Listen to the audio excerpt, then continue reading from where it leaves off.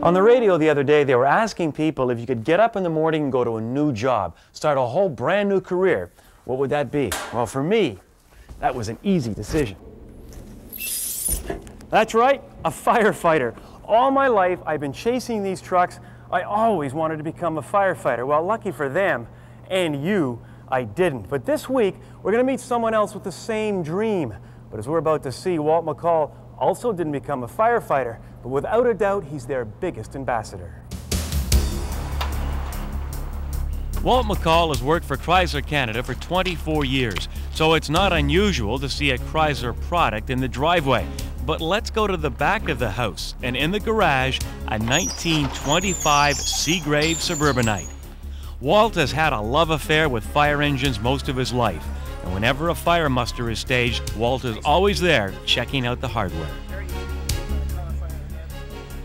I think that Walt probably is blessed with a photographic memory.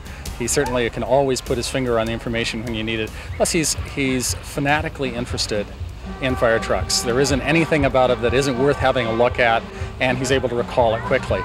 And I guess in my own way, I share a small part of that interest, but I'm always amazed by the breadth and depth of his information. Anything you look at, he'll say, oh, that's from so-and-so, that came in 1956, and they sold it, and so-and-so. So it's absolutely phenomenal when you run into somebody like this.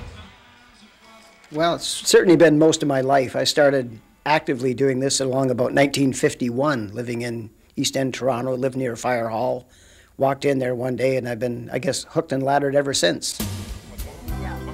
They're beautiful things, very impressive. All that red and gold leaf, the wooden ladders, the shiny nozzles and whatnot. Just a boyhood appeal that I simply never grew out of and probably never will. Okay, this picture was taken in the summer of 1954. This was our Windsor Junior Firefighters Club. Interesting where these people went on.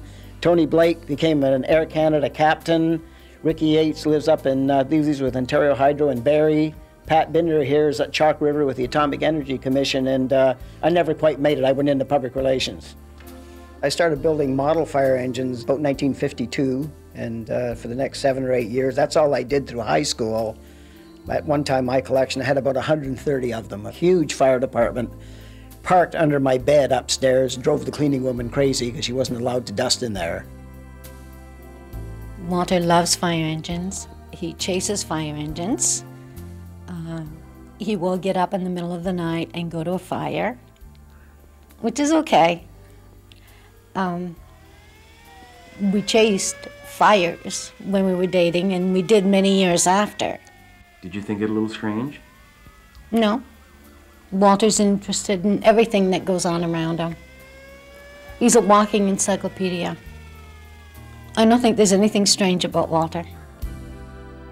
An American publisher approached me and asked me to do a fire engine book. He'd done a series of automotive books and thought there would be need for this kind of a book. I recognized immediately that there was. I figured I was the one to do it.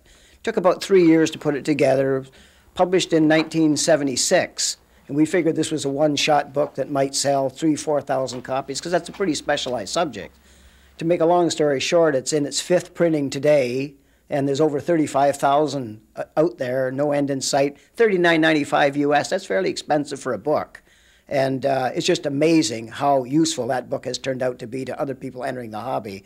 And in addition, I do 2 quarterly magazines and 3 bi-monthly newsletters. I guess the largest ones of these is Engine is the quarterly magazine of the Society for the Preservation and Appreciation of Antique Motor Fire Apparatus in America. The other one is the Professional Car. The Professional Car Society is a national group for people who are interested in antique hearses, ambulances, vehicles like that.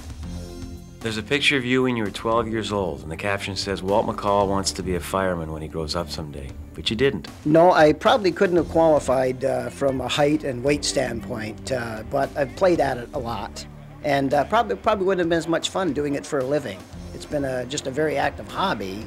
And I certainly admire firefighters, and it's a privilege to go into fire halls and eat with the boys and so on. But I guess that's one dream I won't attain, but I've certainly played hard at it.